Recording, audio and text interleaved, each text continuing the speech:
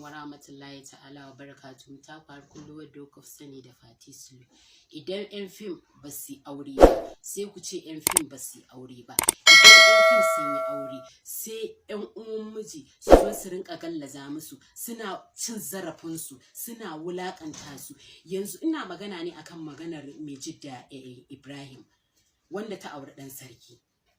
Tsakani da Allah, fi sabilillahi, a ce a cikin bainan nasu ku kama ta, ku yi mata duka, ku yi mata tsirara, ku mata tsirara, ta fita cikin dogarai tsirara. Sai wata ce aka samu ta ɗauki kaya ta bata ta saka. Al'umman annabi Muhammadu manzon Allah sallallahu alaihi wasallam, ku duba al'amarin nan.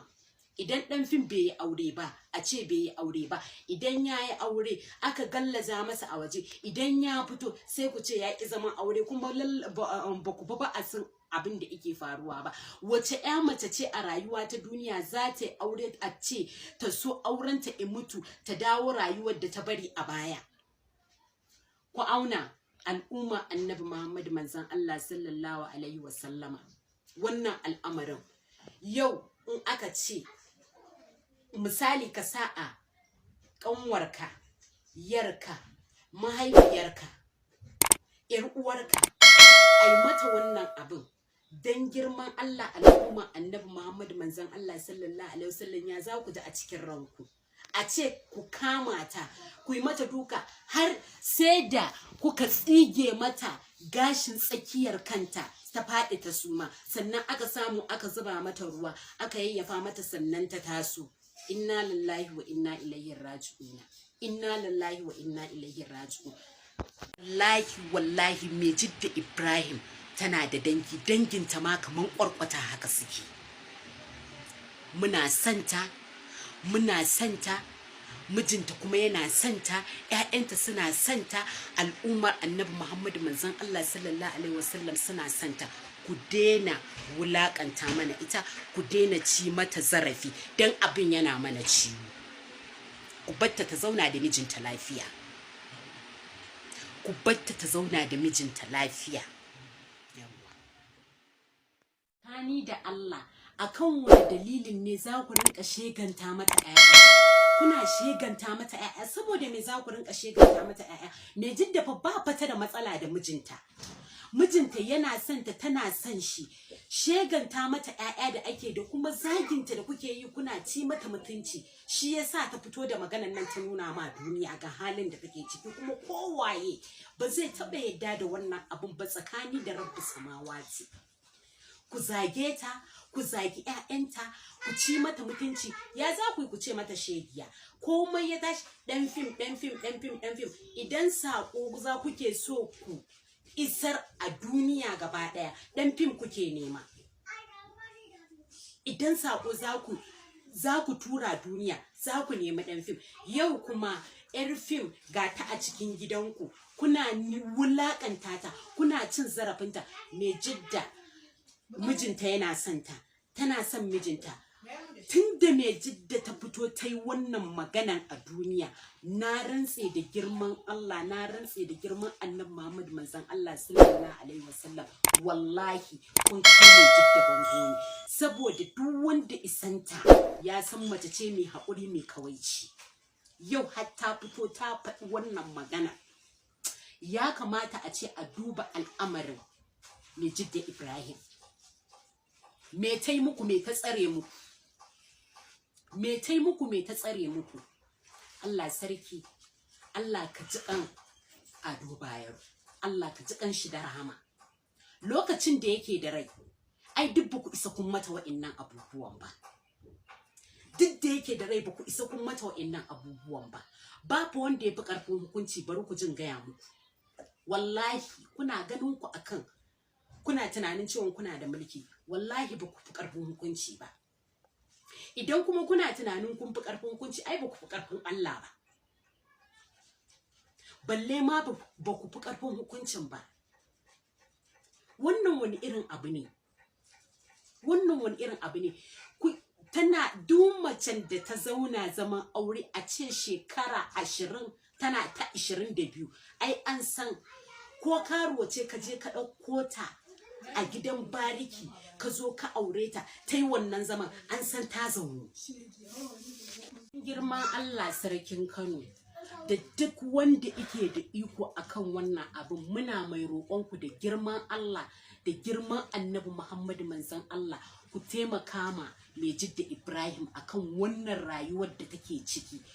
Duk macen da take cikin gidan aure yau aka wayi gari ta fito tana nuna ma duniya rayuwar da take yi a cikin gidan mijinta, kun san cewa ba ƙaramin wahala take sha ba. Duk abin da kaga ya koro bera daga cikin rami kun san ba ƙaramin abu bane.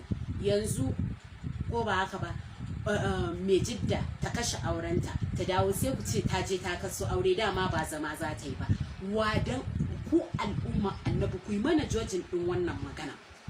Idan yarka ce ko yarka ko ƙanwarka ka auna za ka iya barinta a cikin wannan al'amarin da mai Jidda take ciki. Yan uwan miji su rinka kama ta suna duka, in misali tsakaninta da mijinta ba ta da problem, ba ta da matsala tsakaninta da mijinta, to ko kuma me naku a ciki?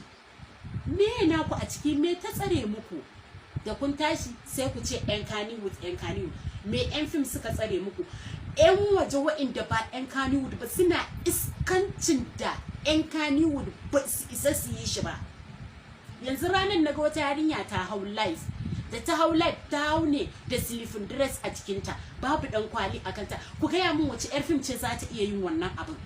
Shi ba iskanci ba ne? Da kun tashi sai ku rinka ce mana karuwai, kuna ce mana yan iska, bayan karuwan ga su nan a gaban ku ba ku san kuma yanda za ku yi da su ba.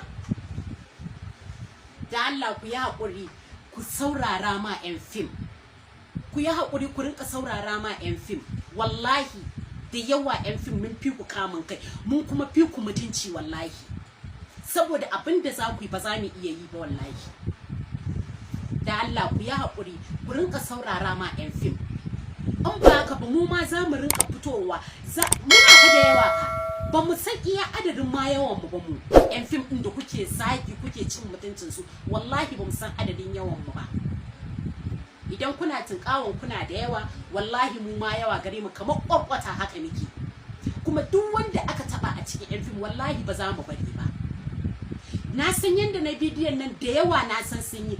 Allah ka ku yi haƙuri kar ku shiga hurumin yan fim. Kamar dai yadda kuka saba, idan abu kuke nema wanda zai isar da wa mutane sako, za ku zo ku nemi wa'inda kuke cewa karuwan ne. Mu ma maganin mu kenan, da za ku zo ku faɗi bukatun ku a isan muku da shi. Yau kuma ku auri ɗaya daga cikin mu, ku zo kuna gallaza mata, kuna wulakanta ta, kuna shekanta mata, kuna zagin ta, kuna kama ta, kuna duka, sai ka ce ku kuka haife ta. Ai ba ku kuka haife ta ba, amma babu komai. Alfarma Annabi Muhammadu manzon Allah sallallahu alaihi wasallam, alfarma Annabi da Alqur'ani, Allah sai ya nuna muku ku da kuke dukanta kamar yarku. In Allah ya yarda a cikin ƴaƴanku kuma sai an samu masu yi wa ƴaƴanku haka, da yardar Allah, yardar Annabi Muhammadu manzon Allah sallallahu alaihi wasallam. Ku ji abin da kuka yi mata da daɗi ko babu. Ai ba wai kashe aurenta take so ta yi ba, inda kashe auren take so ta yi tuntuni da ta kashe auren. Shekara nawa? Shekara kusan 20 a ce mace tana cikin irin wannan abu. A ɗanta na biyu watansa 3 kuka shiga cikin gidanta, kuka yi mata dukan tsiya, kuka yayyaga mata kaya a jiki, kuka ya mata da jaririn ɗa a ƙasa. Wannan bai sa aurenta ya mutu ba? Haba bayan Allah, to shikenan, tunda haka kuke so ko, to bari a fara yin tone. Mun dade muna jin irin wa'annan abubuwa a game da mai Jidda Ibrahim. Mun dade muna ji abin yayi yawa. Rana hawa fa ne so kuka yi mata wannan abin ba ta je ta gaida sarki ba. Daga zuwa za ta je ta gaida sarki. Mene a ciki? Za ta je ta gaida uban ɗakinta, ko za ku raba su ne? Uban ɗakinta ne. Ko ba haka ba?